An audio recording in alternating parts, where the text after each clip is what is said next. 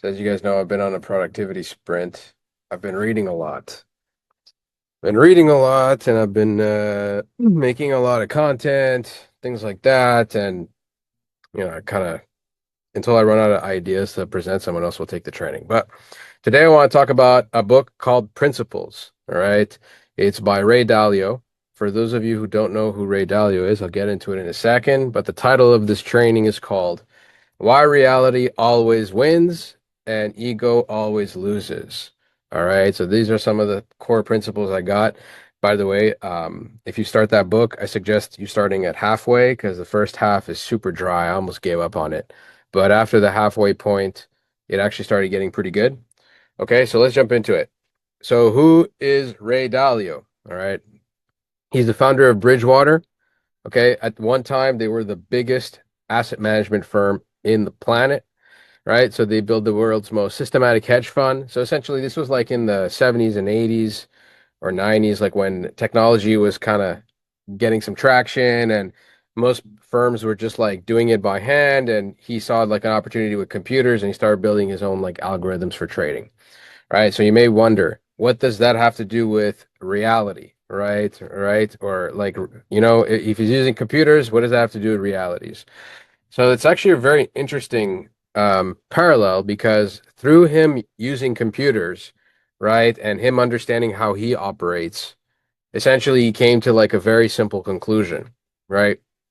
So truth or an accurate understanding of reality is the foundation of all good outcomes. So what does that mean for us? When we say like, and I mean like really the truth, right? In a way that like, how can someone that doesn't understand technology run a technology company? All right. Or how does someone who's not an engineer build an engineer firm? They do it by understanding the big truth, right? The one big source of truth. And you know that the truth is nature. Nature is the source of all truth, right? So even if you do not understand something in its most concrete form, you can still make good decisions if you understand the truth, the foundation of all good decision making. So he does that by listing out a list of principles, right? One of them being to embrace reality, deal with it. So people who are successful adapt to reality instead of wishing it were different. It's like someone going outside and saying, gravity is not a thing. That is what I believe. Therefore, I'm going to jump off a bridge. Um, in that way is you have to embrace reality. And that applies, and I know it may seem like, well, obviously that is like very obvious, but it's actually not so obvious for a lot of people, right? So, for example, the weather, right? And this kind of applies to um, like our marketing. So you have Q1, you have Q4, you have seasonality. So, for example, we have a client, their name is Clabado. So, an example would be the weather kills detailing demand. Okay, that is the reality. The excuse would be leads are bad because of winter. So, it's not, hey, the leads are bad because of winter. It's the weather kills detailing demand. You have to understand that once you acknowledge the truth, you can begin to deal with it, right? So being in an excuse factor, oh, like, you know, for example, we had unfortunately like a client leave recently and being like, oh, well, the price of metals is the price of metals. We cannot sell it to them, right? That would just be an excuse, right? And then what would the reality be? Be like, okay, the price of metal is the price of metal. How can we deliver additional value so that we can actually get in front of the market, right? So once you actually acknowledge what the reality is in front of you, you can begin to find solutions. Okay, so you want to engineer things around reality. So, for example, he breaks it down in a five-step loop, right? So pain plus reflection equals progress. So when we are constantly in this zone of comfort, there is no reflection, right? So if things are always going well, or no, there are no consequences happening because of the decisions we are making, there's actually no feedback loop, there's no progress. Okay, so unfortunately, we have to kind of be in pain to have reflections happen, for there to be progress. For example, Dalio in his book explains the several crashes that he figured out throughout his career. Like one of them being like the crash of the 80s. There was a huge crash, or like in the 70s. Maybe you guys don't know this, but like the US dollar used to be backed by gold. What does that mean?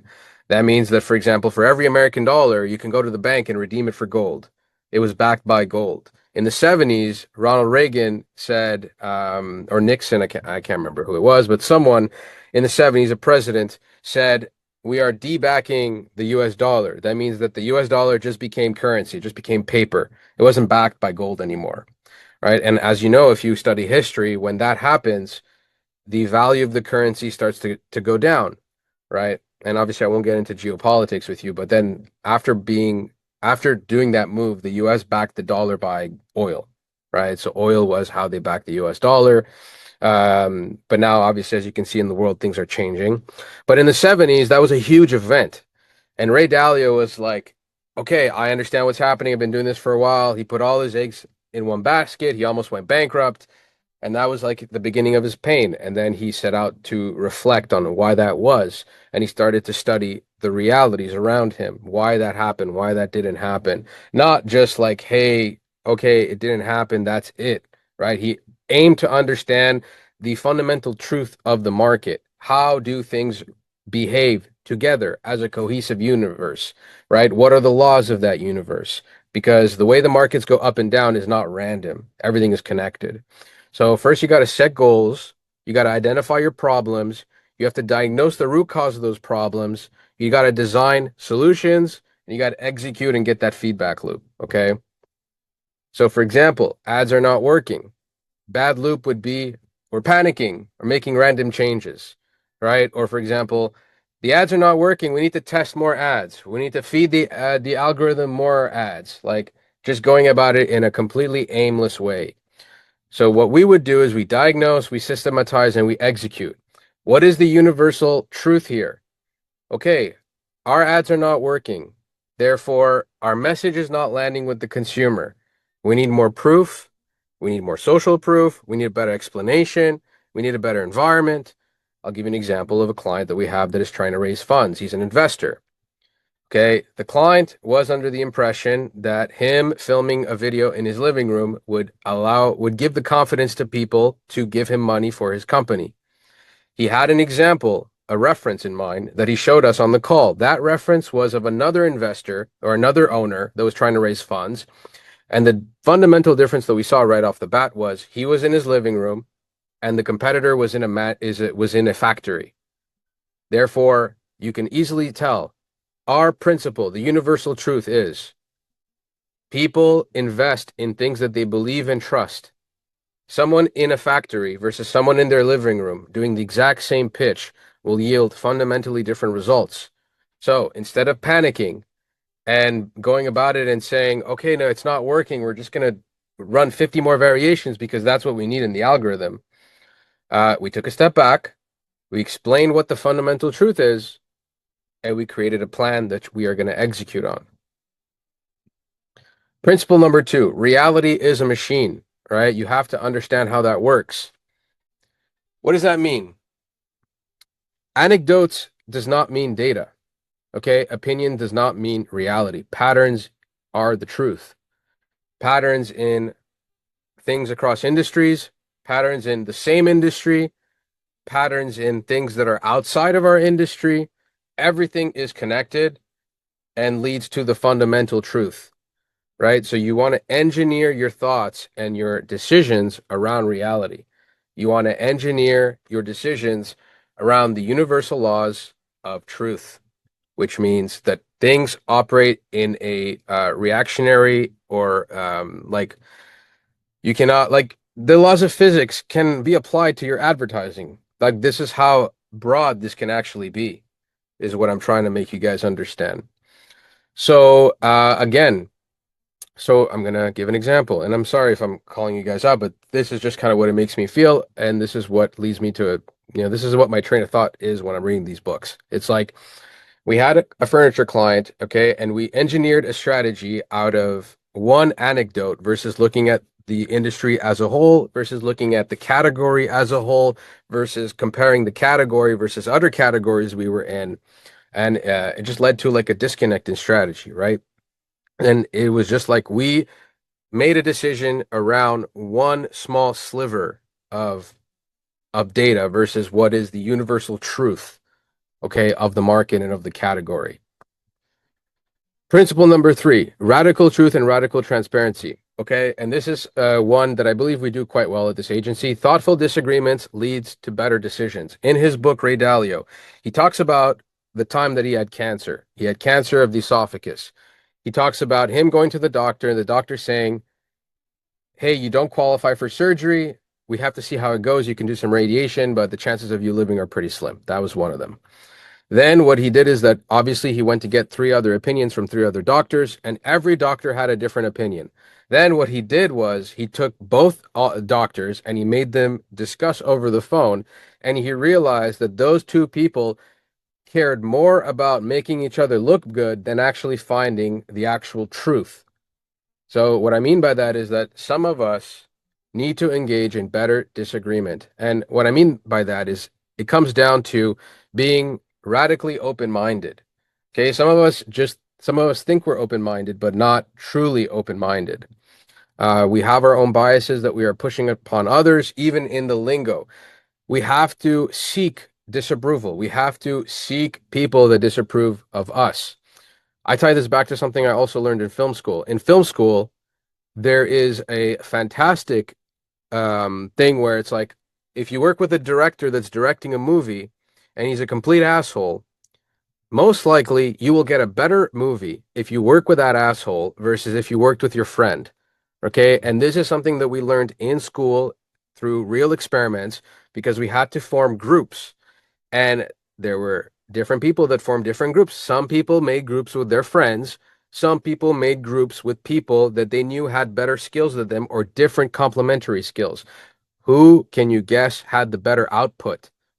Right? The people that did business or made a group with their friends ended up disagreeing and the friendship ended up getting lost versus people that went with people because of the skill set. Okay? So if you're just working with people that agree with you, you will never reach your full potential. You will never be able to create things that will go beyond you. Okay, so thoughtful disagreement leads to better decisions. So seek feedback, even though it's uncomfortable, you will get a better result. Okay, so for example, like, this is just a different one, but like things that are like not my job. Okay, so if you see a problem, it is your job, right? So having that radical honesty of, hey, it's not my job. I'm going to go talk to the person whose it is their job, and I'm going to go disagree with them, right? So, for example, some of you come in here, you haven't even been here for 30 days, and you come to me and you're all timid and you tell me, oh, well, like this person's doing it this way. Like, should I tell them, isn't my right? Yes, it is your right. It is your right and it is your duty to go and disagree with that person, even if you've been here for 24 hours.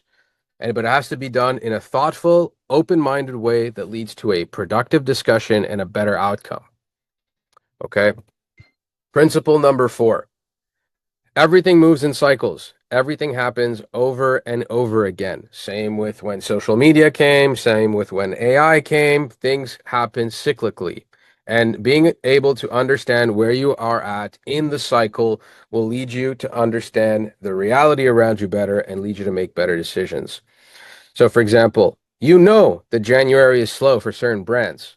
Okay. You know that in the holidays you have a better spike. So don't panic, ride the cycles. Okay. Pull back spend, push spend harder. Don't just get on the client call and say, hey, we're having a great month. Yo, amazing. We're doing a good job. No, you are in the cycle. Go on the call and tell the client to spend more. Go on the call and say, hey, January is going to be slow. We should triple spend. Okay, don't just, hey, live it day by day and not understanding where you're at in the cycle. Okay, because if you don't, you will get burned. When the cycle is slow, then things are going to be like, oh, it's our fault. The agency's not going well. We are not cycle makers here. The universe moves independently of us. Okay, we need to understand that and adapt to it. Principle number 5 is build machines, not heroes. Okay. Good work is done by machines, not heroic individuals. All right. There is no main character in this agency. We all work together. We all abide by systems. We all abide by certain principles. There is no one person carrying the team.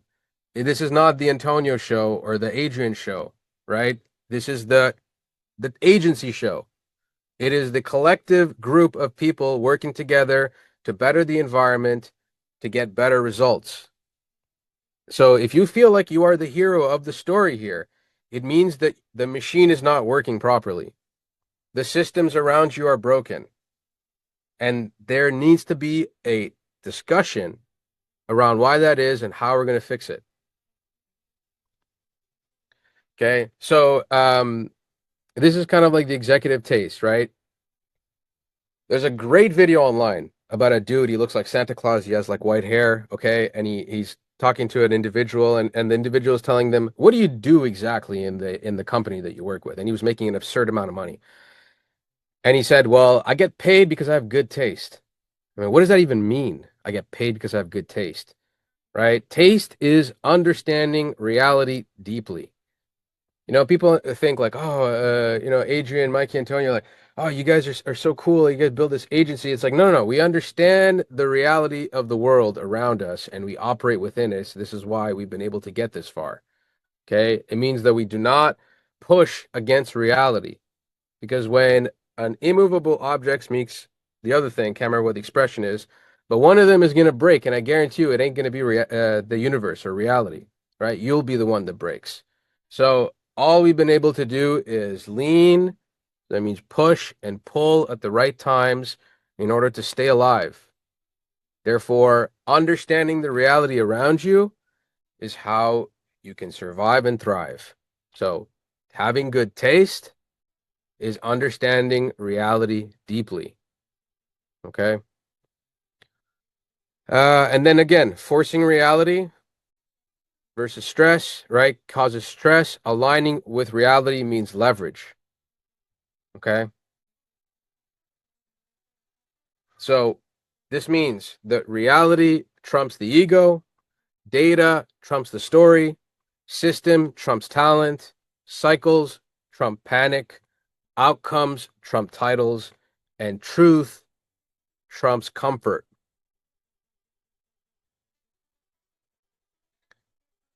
So again, not all opinions are equal.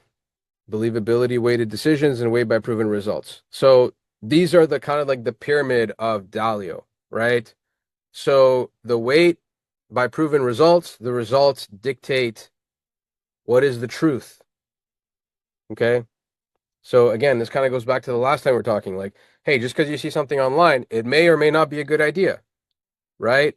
What are the results behind it? What is the additional data you can back it? Don't tell yourself stories to justify your decisions. Okay? Because not all opinions are equal, right? And the final quote, the greatest tragedy is clinging to beliefs when reality contradicts them. Okay?